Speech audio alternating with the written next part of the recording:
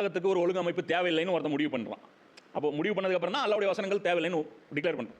அது என்ன ஒழுக்கம், அது என்ன கட்டுப்பாடு, அது என்ன ஆடை கட்டுப்பாடு, அது என்ன பேச்சு கட்டுப்பாடு, அது என்ன பார்வை கட்டுப்பாடு, அதனால் என் பொருளாதாரத்தை வந்து நான் எப்படி பயன்படுத்தணும்னு இது எப்படி கட்டுப்பாடு. அப்போ கட்டுப்பாடே இல்லாமல் வாழணும்னு நீ விரும்பினா அப்போ உலகத்தில் நீ வாழ்றது தகுதியானவனா? அப்போ இந்தியாவில் ஒருத்தன் வாழ்றான்னா கட்டுப்பாடு இல்லாமல் வாழ முடியுமா?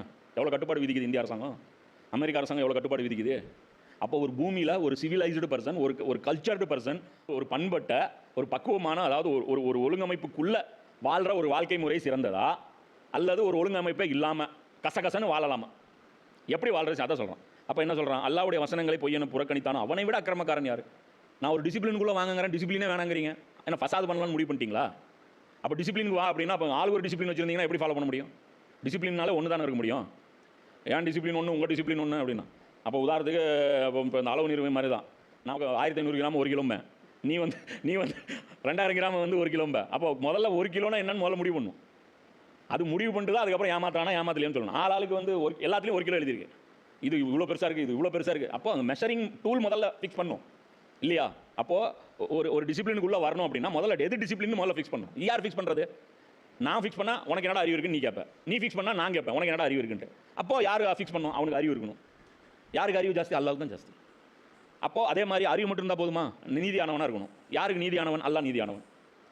அப்போ எல்லா தகுதியும் அல்லாஹ்வுக்கு தானே இருக்குது வரம்புகள் விதிக்கிறதுக்கு. அப்போ அல்லாஹ்வுடைய வசனங்களை வேணான்னு சொல்லிட்டீங்கன்னா அதுக்கு மேலே வேறு என்ன இருக்குது? அக்கிரமம் தான் இருக்குது. நம்முடைய வசனங்களை புறக்கணிக்கிறார்களோ அவர்களுக்கு அவர்கள் புறக்கணித்து கொண்டிருந்ததன் காரணமாக இழிவான தண்டனையை நாம் அளித்தே தீர்வோம். அப்போ இந்திய சட்டங்களை நீ புறக்கணிச்சேன்னா நீ உனக்கு ஜெயிலில் இழிவான தண்டனை கிடைக்கும். அதே மாதிரி அல்லாஹ்வுடைய சட்டங்களை நீ புறக்கணிச்சேன்னா நாளைக்கு மறுமையில் அல்லாஹ்வுடைய ஜெயிலில் அங்கே இருக்குது, அந்த இடத்துல அவன் உனக்கு பனிஷ்மெண்ட் கொடுப்பான், நீ கண்டிப்பாக ஃபேஸ் பண்ணி ஆகணும். அப்போ உலகத்தில் ஒரு வரம்புகள் வேண்டாம், சுதந்திரம் வேணும் அப்படின்னு சொல்கிறவங்க போய் தான் சொல்கிறாங்க. உண்மையில் சாத்தியமற்ற வாழ்க்கை. ஒரு மனிதன் விரும்பி அதை செய்வதற்கு தடை இருக்கக்கூடாதுன்னு சொல்கிறான். யார் சொல்கிறா? நாத்திகவாதி சொல்கிறான். எனக்கு உன்னை அப்பணும்னு தோணுது. என்ன, எனக்கு என் மனசு ரொம்ப உன்னை அடித்தா என் மனசு பயங்கர சந்தோஷப்படணும்னு தோணுது. என்ன செய்கிறதுக்கு நீ அனுமதிப்பியா? புரியுதா? அப்போ அடுத்த மனைவி மேலே ஒருத்தனுக்கு ஆசை வருது, அப்போ அவனை அனுமதிக்க முடியுமா? ஒழுங்கமைப்பு சீர்குலைஞ்சிருமா? அப்போ வாழ முடியவே முடியாத ஒரு சித்தாந்தத்தை ஏன் ஃபாலோ பண்ணுற கூப்பிட்றீங்க? முடியவே முடியாத ஒரு வாழ்க்கை முறையை ஏன் மக்கள் மேலே திணிச்சு ஃபசாது பண்ணுறீங்க? அப்போ டிசிப்ளின் ஒன்று கண்டிப்பாக தேவைன்னு எல்லாரும் ஒத்துக்கிறீங்களா? அப்போ அந்த டிசிப்ளின் எதுங்கிறது முதல்ல ஃபைனலைஸ் பண்ணுவோம். இல்லைனா உங்கள் லிஸ்ட்டு கொண்டு வாங்க, டிசிப்ளினோடது எங்கள் லிஸ்ட்டு கொண்டு வரோம், சோடி போடுவோம். ரசூலுல்லாஹ் ஒரு லிவிங் எக்ஸாம்பிள் காமிச்சாங்களே ஒரு சமூகத்தை, அந்த சமூகத்தையும் நீங்கள் உங்களுடைய லிவிங் எக்ஸாம்பிள் கொடுங்க. உங்களுடைய பொற்காலம் ஒன்று கொடுங்க, ஜனநாயகத்தின் பொற்காலம் அப்படிங்கிறது ஒரு 10 வருஷத்தை கொடுங்க.